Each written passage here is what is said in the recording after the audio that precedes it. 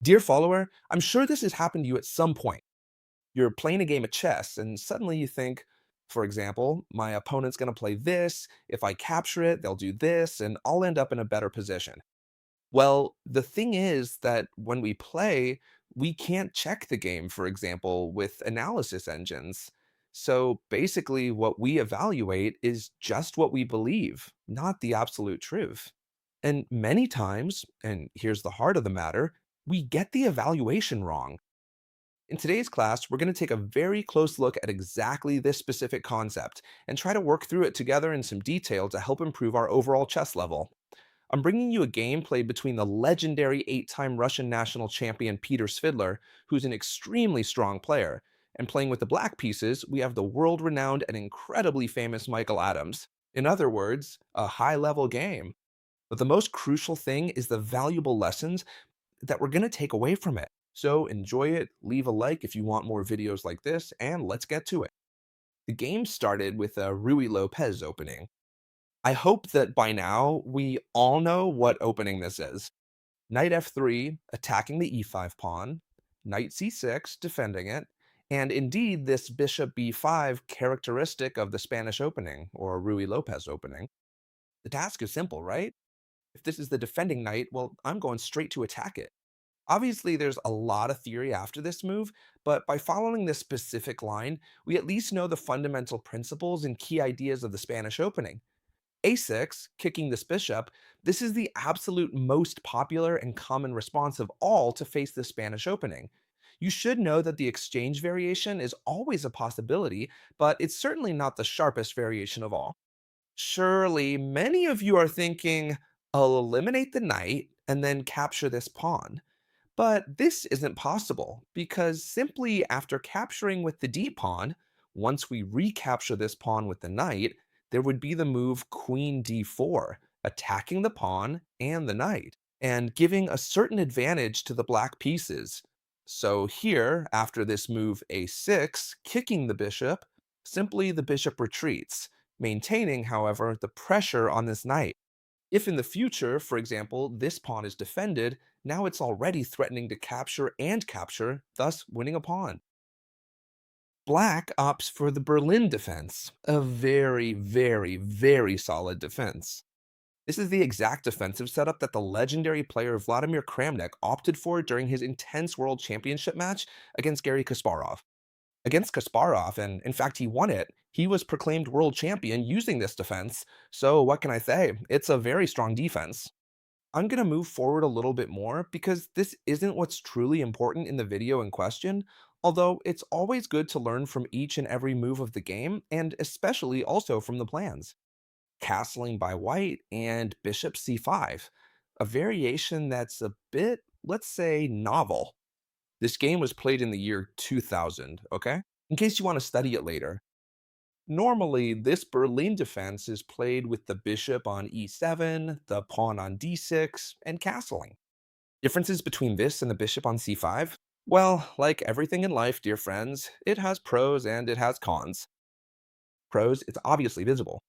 This bishop is much more active than it would be, for example, on e7, where it bumps into its own knight. Plus, it can always take cover in this square, in this hole the black pieces have created on the a7 square, and it'll also always be pointing at the king. Therefore, for example, this pawn will be completely immobile. A typical example that occurs when the bishop is placed on this diagonal or on this diagonal for the white pieces is that if at some point we move this h3 pawn, this square is completely indefensible. Right now, why? Because this pawn doesn't defend it, and this one, even if it seems like it does, doesn't defend it either, because the bishop pins the king, so the king would have to move to be able to defend this square. How interesting all of this is, right? What cons does the bishop on c5 have? Because of course, it also has cons. The most important one is that the king will be much more exposed. It won't be as well defended by the bishop directly towards its knight, right? For example, some attacks from this bishop like bishop g5 attacking this knight, it would already create a pin on the queen. Then you could try to threaten with this knight, and well, we'd have a super interesting game, right? Pros and cons of this move. Quickly, the white player, Svidler, wants to take advantage of this central situation of the undefended bishop by trying to squeeze it with c3. C3 is a move with a double function. The first is to give this bishop an escape route on c2 in case at some point black tries to play b5 and knight a5 to win this bishop. You should know that in both the Ruy Lopez opening and the Spanish opening, practically our best weapon is the light squared bishop, also known as the Spanish bishop. So we must always try to take care of it with great care to leave it this little hole so it can be recycled at some point. Another functionality of this c3 is to support the pawn that in the future can break on d4, or, who knows, failing that, also playing in the Gioco Chiano style of the Italian with d3 and having all the squares well defended. And the last function of this c3 is to prevent knight jumps toward the center of the board. Therefore, we can see that every move makes a lot of sense, and these types of players didn't make moves just for the sake of it. The game continues with b5. Where are we going to retreat the bishop? To b3 or to c2? Both would be possible, but you should know that if, for example, we retreat it this way, it can always be within range of a knight jump. We can literally place it directly on c2 now, where it's true, it seems to be clashing against the pawn structure, but you never know when we can open the center and have these bishops attack directly toward black's castled position. The game continues with d6. And white could make many moves here. That's true. They could play, for example, d3 in such a way that they could now develop the bishop and knight. They could play d4 directly, but they make the move a4. An extremely interesting move. First of all, it poses a serious threat. What threat? You see it, right? Pawn takes pawn, winning a pawn.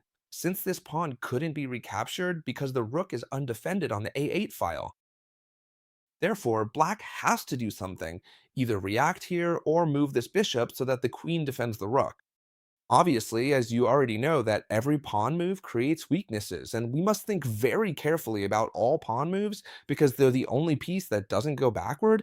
It seems like a much better idea to develop this bishop. But well, where are we going to develop it? Well, it seems that the most active square of all, without a doubt, is this one here, right? Bishop g4. Let's see. The idea is obvious to put pressure on the knight since the queen is pinned, let's say. And if this queen ever tries to unpin itself, then we could capture this knight and completely damage the pawn structure of white's castled position. And this would probably be a great advantage for the black side. The game continues with d3. A solid, quiet response, Gioco Piano style, but one that's going to be dangerous in the future. The idea is obvious. Develop the knight and the bishop. With this pawn on d2, it can't be developed. For now, white has all the pawns well placed. Now, after this castling, h3 asking this bishop what it wants to do. Logically, it's not going to exchange for the knight because it would improve our queen situation. They would lose the strength they have from the pin, which is important, and they would also lose the bishop pair. Therefore, bishop takes knight is a move that has three flaws and has no added value. So, without a doubt, the best move is to retreat the bishop to the only square that maintains pressure on the knight and on the queen. The game continues with knight from b to d2, although at first glance the development of our dark squared bishop is being delayed. All this is very, very theoretical in these types of structures. The knight comes out via b2 to try to also defend this knight. And not only that, but in some cases, this knight tries to do this typical maneuver. Rook to e1, knight to f1, and then knight to g3, from where it very strongly attacks this bishop, which really should retreat. And then they usually come with the knights all the way to f5, to the beloved and at the same time hated for the black pieces, the famous Kasparov's office, which involves placing a powerful knight on f5 in these specific types of positions. Just look at how incredibly interesting these types of strategic maneuvers with the knight are, huh? How very interesting. Understanding these types of games so deeply because you really learn a lot. And you'll see that today's game is going to blow your mind because many pieces will be traded soon, and in a few moves, you'll have very few pieces on the board, but extreme positional understanding. Look at Block's move, b4. What do you think of this move? Well, it's interesting, I won't deny that, and we always have to keep these moves in mind and try to thread the needle very, very, very carefully. The idea is that now, if we don't do anything and continue with our plan, for example, rook 1, to move the knight, they're going to close this pawn structure with a5, and we're letting them gain space completely for free, and we don't want that. So look at this. When this b4 is played, here the player is Svidler, the 8-time Russian champion, which is quite something. He understands perfectly that he shouldn't allow this a5, because this a5 would either leaving a very strong pawn structure here with a lot of space on the queen side, which, when these two pieces are removed, could even be advanced further, and therefore he'd be in a great position. So he plays a5, which does two things. It leaves this b4 pawn completely isolated. First, and second, it has fixed the weakness at a6. What does it mean to fix a weakness? Well, not letting it ever advance because it'll have this wall in front and won't be able to move forward. And as you can see, it's a weakness because its partner has advanced too far and left it completely alone. It has launched itself like a kamikaze into the battle flank and left it in the rear completely alone. And you'll see how well Svidler takes advantage of it to attack it directly. Here, the black player, Adams, defends this pawn with threats to capture and open the file for his rook. It makes perfect sense, but we already see that with the move queen e2. He's already putting pressure, he's keeping an eye on the a6 point, which is completely weak. Things like d4 are threatened, aiming for a central break, and also threatening the a6 pawn, which is completely weak. Pawn takes pawn, pawn takes pawn. On c3, to exchange this completely weak pawn and to open the file for the black pieces, this is correct. And here, the black player decides it's time to break the center with d5. Good. Now, many of you would be thinking, what do I do? How? Do I let myself be captured? Do I just ignore everything? Right? But look, these types of players who are so very strong understand something. Every pawn move he makes creates weaknesses, and what weakness does he leave? The e5 pawn. They were defending it perfectly, but with this advance, now what happens to this pawn? It's been left completely alone and helpless. Therefore, the white player asks himself one thing. Am I being threatened with anything? Yes, capturing here, but I really have it ultra mega defended with the pawn, with the knight, with the bishop, and with the queen. Am I worried about being captured here? No.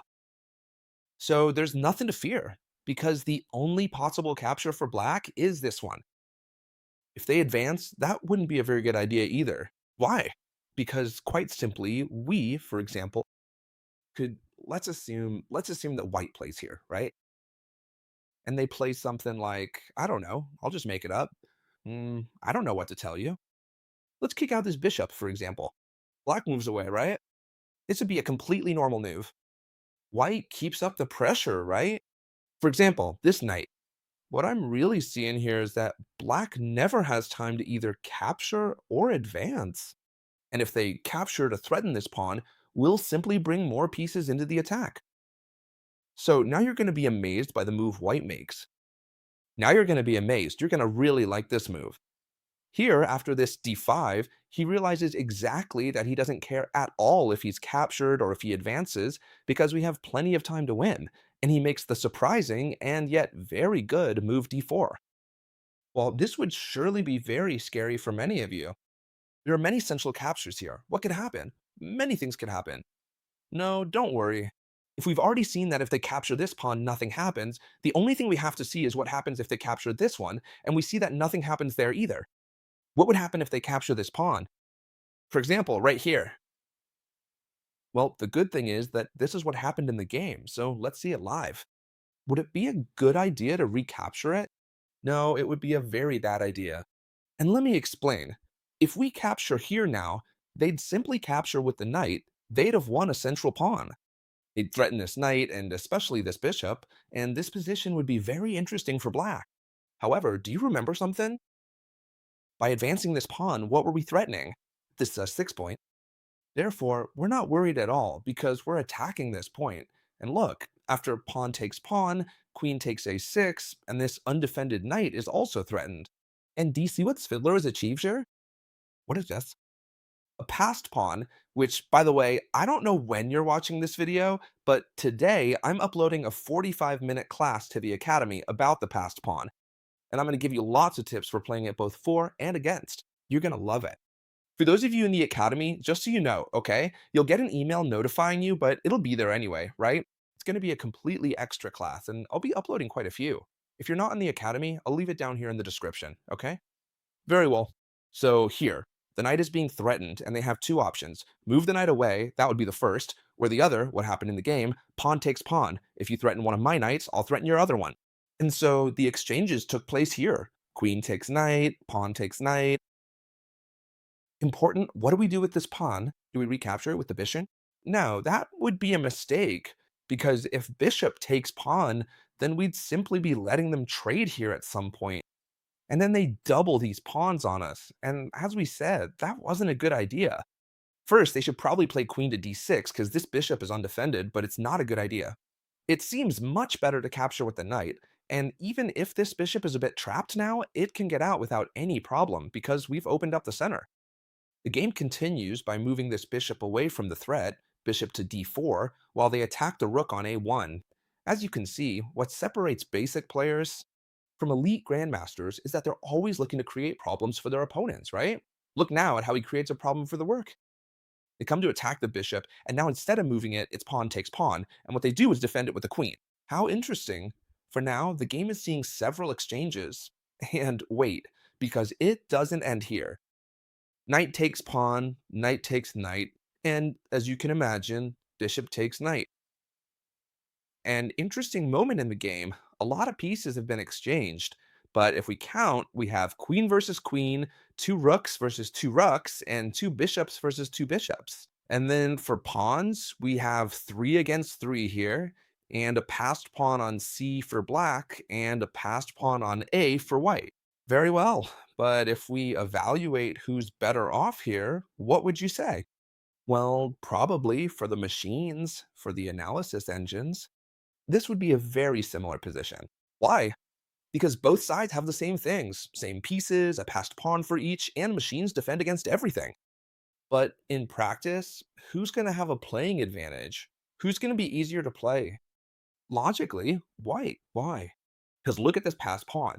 Not only is it much closer to promoting, but no one is blocking it, and it's also supported by the rook.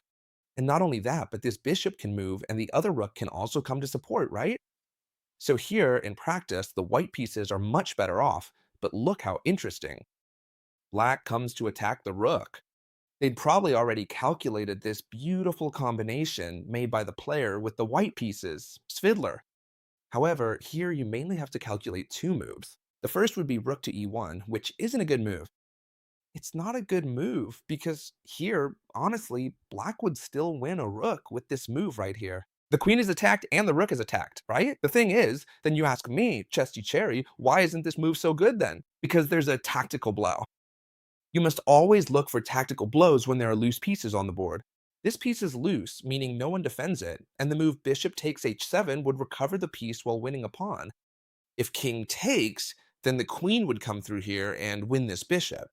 And not only that, but it's also attacking this other bishop. Michael Adams had already foreseen this, and that's why after the check, he moved the king back to the 8 square. The game continues in the following way.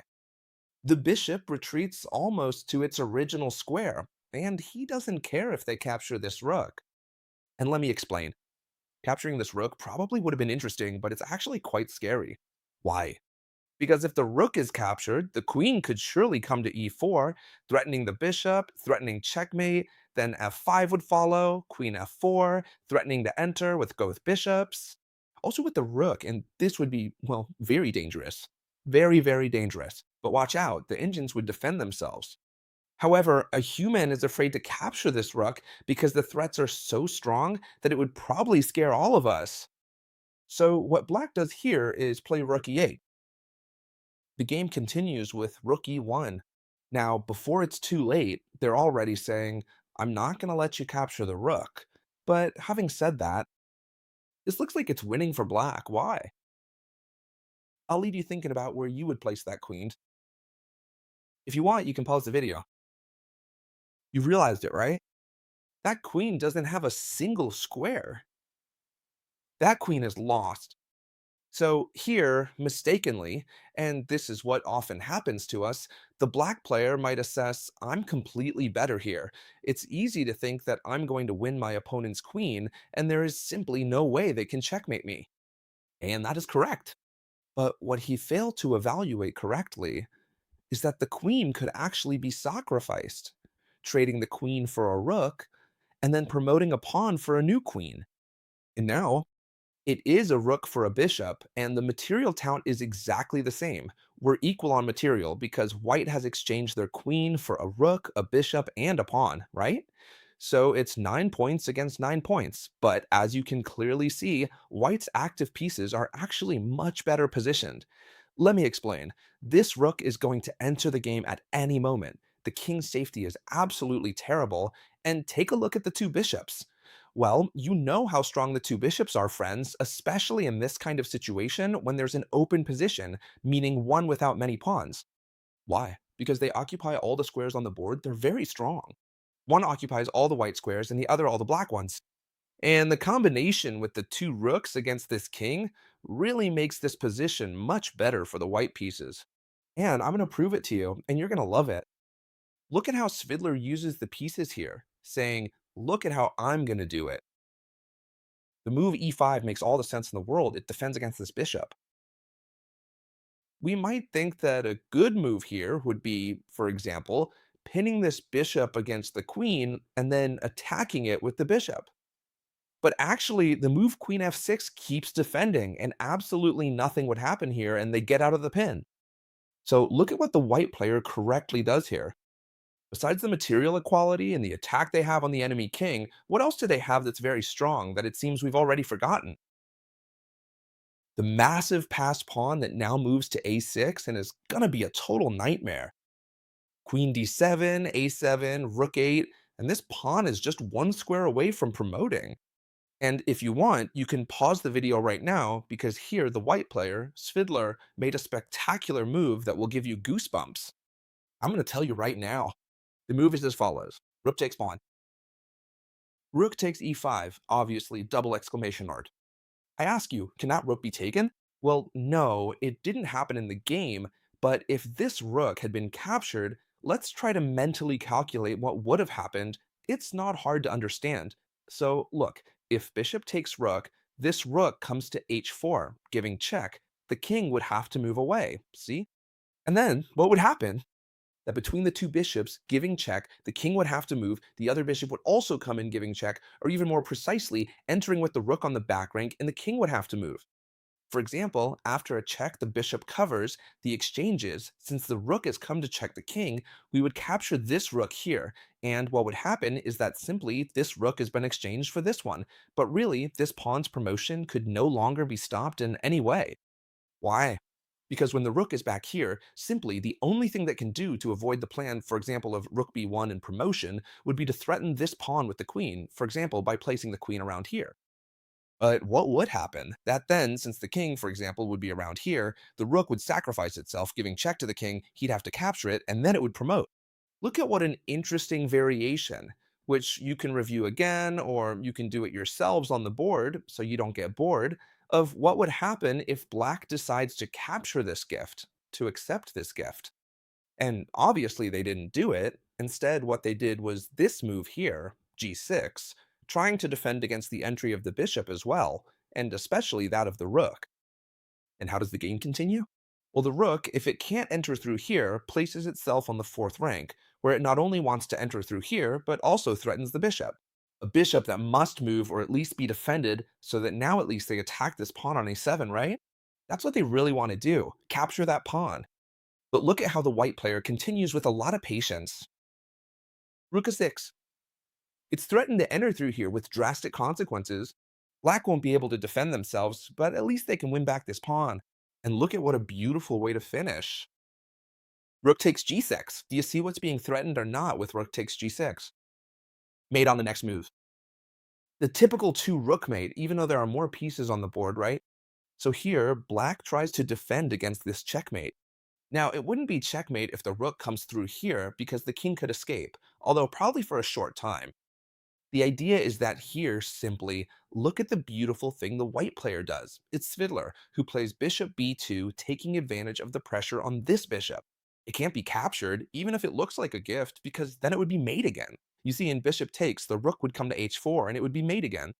Therefore, here black tries to make this move right here, queen b5, and the subtle bishop c3 makes it so that black obviously has to resign here. Then I'll explain why. These bishops can't be attacked in any way with the queen because all the squares are completely covered between them and the rook. See how important it is sometimes to have bishops on squares in open positions?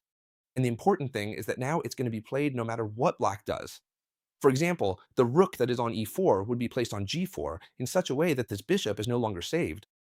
And not only that, but once this bishop has disappeared between the two rooks and the two bishops, it's impossible for this king, completely alone, because he is alone, to be saved. Therefore, we've seen that here black incorrectly evaluated that by capturing the queen, they would be better off. Erroneously, by capturing the queen, they're worse off. And look what happened to them. A true work of art. What did you think? Leave a big like if you enjoy these kinds of games, and leave me a comment to let me know what you thought, or if you'd seen it before, or whatever you want, as I always try to read you. Remember well that today you're going to have a great class, I assure you, a great one, on past pawns in the academy. Yeah, I'm going to leave it for you down here in the description. You already know everything that's inside the academy, besides weekly classes and a whole lot more. And access to 60 opening courses, well, you already know, right? Stop being so annoying, chess teacher. We already know what's in the academy, man. I'm probably even a student already, so I'm not going to tell you anything more about that. I'll leave it here in the description. I hope you loved this video, and we'll see you tomorrow, as always, friends, in the next video. Goodbye.